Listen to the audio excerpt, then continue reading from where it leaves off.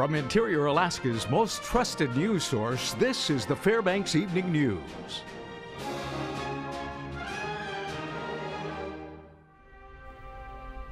Good evening and welcome to the broadcast. Governor Bill Walker says liquefied natural gas partners are dedicated to moving forward in Alaska despite the state's multi-billion-dollar budget deficit and low oil prices. ExxonMobil, BP, and ConocoPhillips are working with the Walker administration to develop strategies to bring down project construction and operation costs.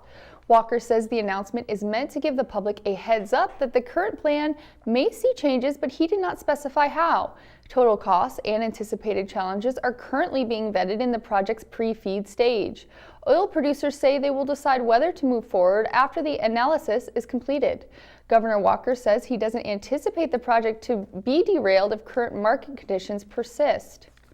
If it's on the table, it's at the very end of the table and would be absolutely the last. We're doing everything we can to make sure that does not happen, and our goal is to maintain the momentum that we have that's been built as a result of the good work by the legislature, by our partners, and we want to, and as Steve Budd of Exxon said, we want to continue to advance through the pre-FEED stage. So I guess that's always there, but it's not one that anybody I know of is reaching for.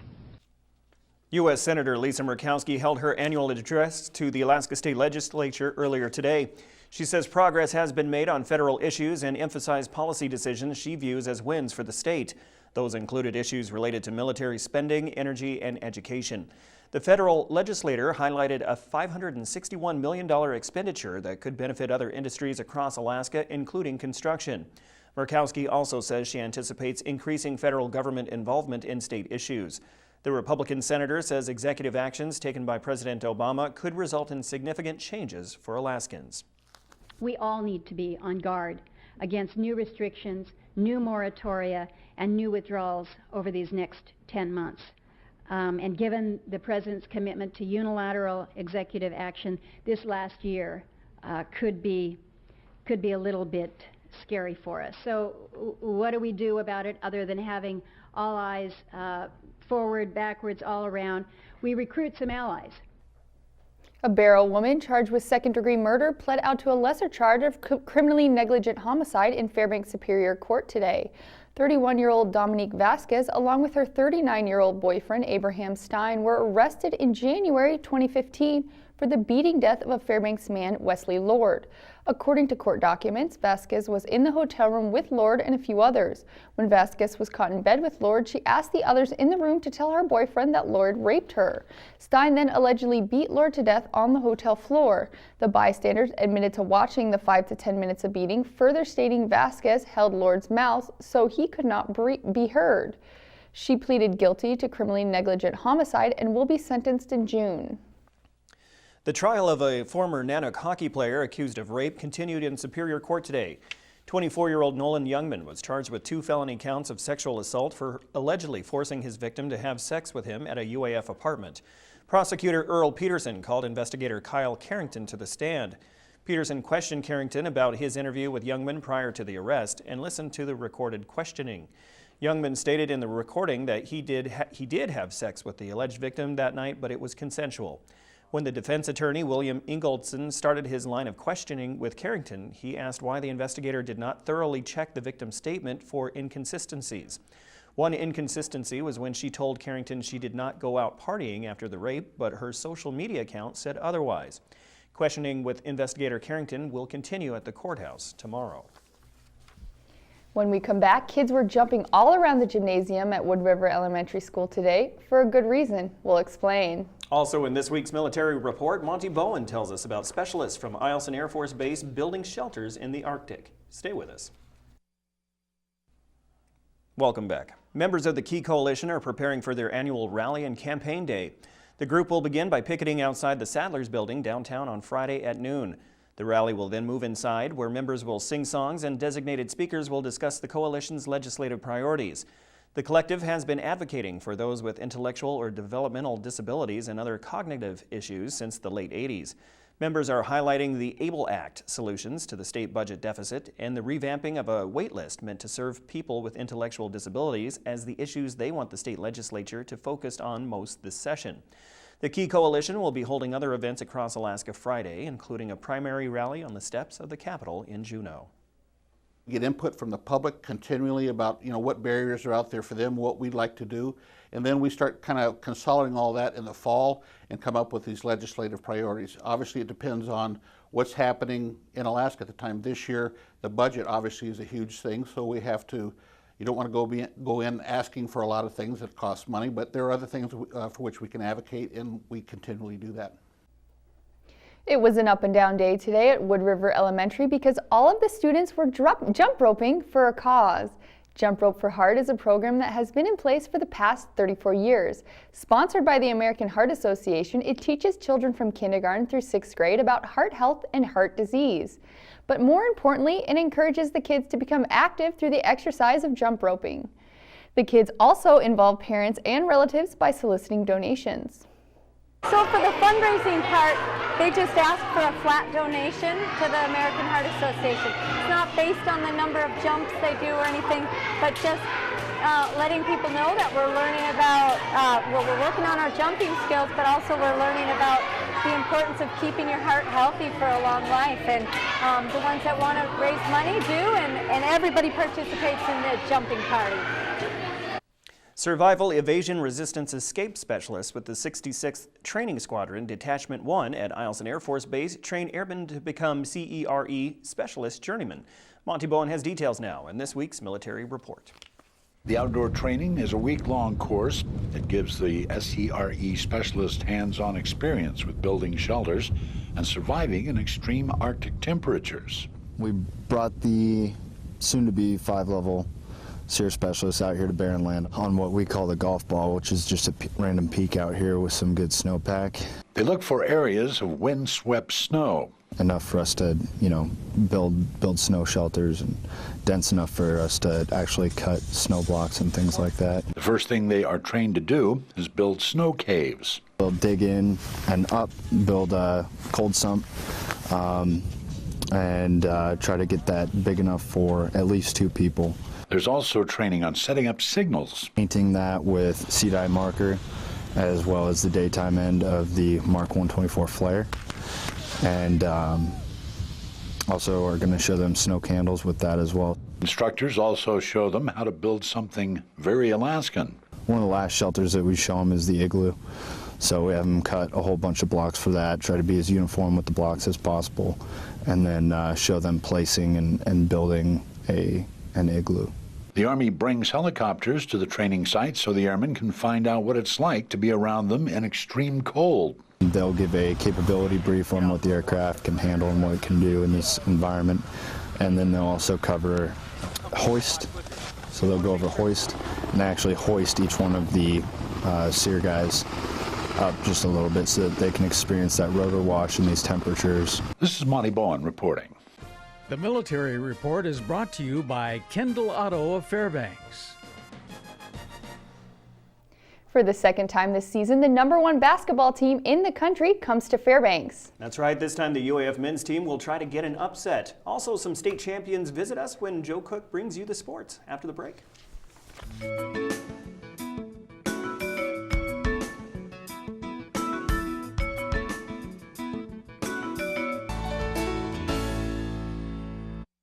Hello, Interior Alaska. I'll be joined on the set with some special guests in a moment. But the #1 team in the nation is coming to Fairbanks. The UAF men's basketball team hosts the #1 Western Oregon Wolves. Alaska wants people to pack the patty for the showdown. Tickets are buy one, get one free. Tip-off at 7 p.m. on Alaska Airlines Court. UAF is ranked 3rd in the conference, while the Wolves are 15-1, and they are riding a 13-game winning streak. But the Nooks held Western Oregon to a season-low 64 points in a 59-64 loss at their place. UAF has been here before. If you remember, they beat #2 Western Washington in 2013 and ended their 30-game winning streak at the Patty. Head coach McDermott says his current team has what it takes to defeat the top team in the nation. #1, I told our guys, you have to have belief. You have to believe that you can do it, and we believe we can do it. So that's the first step. Now we just have to play a good ball game. I'm very excited. It's a big thing for us. We can knock them off. Hey, they coming into our house, we about to knock them off. That's the deal. With the opportunity to look back and say you could beat the #1 team in the nation, it's just a great chance, and it could get us a chance to get up to that 2nd seed, get the bye. That's what we're really wanting. But just really putting ourselves in the best position to make a deep run. And they're here already.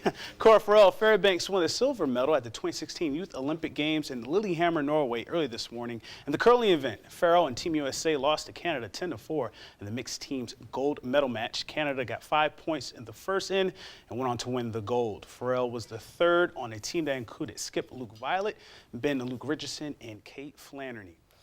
And now I'm joined by the Greatland State Champion Monroe Catholic Rams hockey team. How are you guys doing? Pretty good, right? Pretty good, yeah. Now, I just want to talk to you guys a little bit as I'm joined by head coach Sean Lundgren, Grant Olson, and Dylan Steele. Man, how does it feel to be not only state champions, but undefeated state champions? The feeling's indescribable even still. You can't put it into words at all. Also, how's it going through your mind right now? Especially being my last year, it's just putting the cherry on top for going undefeated and winning state. Yeah, and Dylan, I'll stay with you right quick. Talk to me about that state championship game last weekend against Houston. Fourth time you're matching up with this team, rematch from last year's final. Just what was the mindset going into that game? We knew what we had to do. We knew we had to work hard and that they were going to come out hard. We beat them all 3 times previous to that game, and we knew what we had to do, and we came out and did it. Grant, were you guys like nervous at all? Was any pressure knowing that you guys had an undefeated record and everything, and trying to bring the championship back to Fairbanks? I think we tried to stay away from that. We kind of wanted to just take it one game at a time, and we didn't want to make anything too big out of it, so the pressure wasn't too big on us. But we knew what we had to do. So. Yeah, and speaking of that game, I know Dylan, he scored the first 2 goals in the first period, and then you had a key one in the second period. Walk us through that play. I was tweeting, and I was like, hey, that was a heads-up play because everyone stopped. Everybody was looking around, and you're like, oh, no, I'm just going to go ahead and score here. Yeah, so there was a rebound, and there must have been a fan made a noise, kind of sounded like a whistle. And so everybody stopped pretty much, and I looked over at the ref, and he didn't look like he blew the whistle or anything, so I was like, might as well. And I just shot the puck and it went in. Right. Yeah. I know that was a big play. And Coach Lundgren, just talk about the progress of this team from the beginning of the season, all the way to the state championship game. Your first year, I guess, what steps did you see this team take, to become a championship team? Well, obviously the foundation was put in place prior to me and the coaching staff coming in. Coach Hammond did a great job in the past, and when we all got together, at the beginning of the year. We realized that there was obviously some things that we needed to go ahead and work on, and it was just a matter of establishing a little bit of discipline and work ethic and just growing together as a family. And with that being said, I couldn't be more proud of this group, the way they not only represented themselves, but the school as well as the community of Fairbanks. Yeah, and then, undefeated, 20-0. I mean, was there a certain point during the year that maybe you felt or any of you guys felt like, hey, let's run the table here? Dylan? I think we treated every game like an individual game. We went out and just, I don't know how to say it. We just played every game like it was the only game as hard as we could. Also, you kind of telling the guys as captain, hey, let's go undefeated here. Yeah, I mean, it was always in the back of our mind, especially towards the end of the season. But we knew that, to be successful and go undefeated, we had to take it a game at a time and not get too far ahead of ourselves. Well, you guys definitely did that. Congratulations. And, Coach, as we were saying, 1972 Miami Dolphins, they got to move over. You guys got to see it at the table. Thank you guys for coming on again. Congratulations again. The Monroe Catholic Rams, the Greatland State champions this year, 20-0. That's all we have for sports tonight, but we'll be talking from the Iron Dog tomorrow. Weather is next with Mike Schultz up after the break. As always, we'll catch you next time. Hey everyone, welcome back into Wednesday Night Weather. Mike Schultz with you once again. Congratulations to Monroe. What a great job they did this year. And what a great day it was today. Beautiful day. Lots of sunshine. We're going to expect that to continue. No change in the overall picture. And tonight we're going to be talking about, once again, the temperatures are warmer in the hills. A little bit of inversion going on, which means it's air quality problems. And yet another great opportunity for more auroras tonight, up to a Category 5, which is fairly significant. Keep an eye out for that tonight. And then also the snow drought will be continuing through Sunday. No chance of snow in the forecast forecast all the way through Sunday and even further on than that too.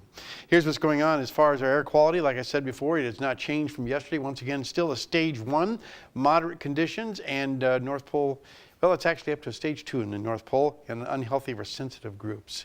And as far as our satellite and radar, you can see a little bit of a band of moisture moving it across from the southwest to the northeast. Well, it's not going to really affect us because high pressure is really dominating all of the interior, and that's going to continue to push this back, so we're not looking at any cloud cover moving in, and certainly not any precipitation whatsoever. Elsewhere over southeast Alaska today, it looked like a very beautiful day. In fact, clear to partly cloudy skies, more clouds around the Ketchikan area, 41 degrees for their high. Around the Anchorage Bowl, mostly cloudy skies this afternoon, 28 degrees for the high there. Kodiak at 34 and some scattered showers. Cold Bay 33 and cloudy skies. Up and down the west coast, we're also looking at temperatures once again to the mid-20s to upper 20s. And over the north slope, again north of the Brooks Range, Barrow is 2 degrees below zero, with Fort Yukon also at 2 degrees below. Lower 48 weather, a little more activity moving in the west coast. The high pressure finally breaking down, allowing this huge storm to basically impinge its efforts all up and down the west coast from Seattle right on down to San Diego, it looks like. That's going to continue. And over the east coast, things are drying out, and the storms that they had yesterday moving way out over the Atlantic Ocean, so things are quieting down there. Again, this weather that's moving over California is going to bring a lot of rain, widespread all the way up and down the west coast. And in contrast, hot temperatures expected over the deep south, 20 to 30 degrees above normal, and 10 to 20 degrees above normal for the southeastern sections of the country, with, again, warm temperatures, record warmth, and even a fire danger is possible too. Okay, what's going on as far as our weather fact for tonight? Well, in 1990, Seattle, Washington had a major winter storm move by, and it dropped 10 inches of snow on the city. You can imagine it was paralyzing the city completely. And again, thanks to Mount McKinley Bank for sponsoring our kids' weather. And speaking of the kids, well, next week we'll be visiting with those kids from Wood River Elementary School. So your forecast for tomorrow for the northern sections, partly cloudy skies at Barrow, cloudy skies in Nome, and mostly sunny skies in the Fort Yukon area. Here in the interior, couldn't be any better. Lots of sunshine, just a few scattered clouds here and there across the entire region, and temperatures a little cool, but not too bad for this time of year. And southeast Alaska, lots of beautiful sunshine also expected from Juneau to Ketchikan, with 41 for the high at Ketchikan. Over the southwest part of the state, look like snow showers at Cold Bay, and partly cloudy skies at Bethel, with rain and snow expected in the Kodiak region. And down over the Anchorage Bowl area, we're looking at mostly sunny skies for Anchorage, sunny skies for Valdez, and just a few scattered clouds at Homer. At the airport right now, here's what your numbers look like. Today's high was 14, the low last night 13 below. The record high 37 in 1941, 49 below in 1965. Your sunrise and sunset 8 hours and 44 minutes. Daylight, a gain of 7 minutes from yesterday. And our forecast for tonight, clear skies and warmer in the hills. So hopefully we'll see some northern lights. 14 below for the overnight low, at least at the airport. And tomorrow's forecast, a little cooler than yesterday, it was today, I should say. 7 degrees for the high tomorrow, and another day of lots of sunshine. But again, the temperatures warming up by Sunday, low to mid-20s by Sunday, Monday, and near that temperature on Tuesday. And partly cloudy skies in the forecast. Again, no snow in the forecast. How about that? Amazing. And temperatures pretty consistent all the way across the board for overnight lows. Tonight's photograph, an interesting one, shot on the reflection of a window in the car. A photo reflection from Dorothy Loiza. And again, photos at KTVF11.com. If you have one that you want to share, by all means send it to us. Kind of a different approach on that picture. Definitely was. Yeah, good perspective. That's really kind of interesting. Getting artsy out there. Real quickly, a couple things passed along. First of all, today is a special day for KTVF. It's their 61st anniversary. 61 years. Yeah, it's also a special day for my wife and I. It's our 43rd anniversary. Aw, happy anniversary. 61 I can never years. forget it because I always know it comes in It helps. Very good. Well, congratulations, Mike. Now, before we go, a reminder that KTVF is having another Watch and Win contest running every night during the Fbx Evening News and News Center Final.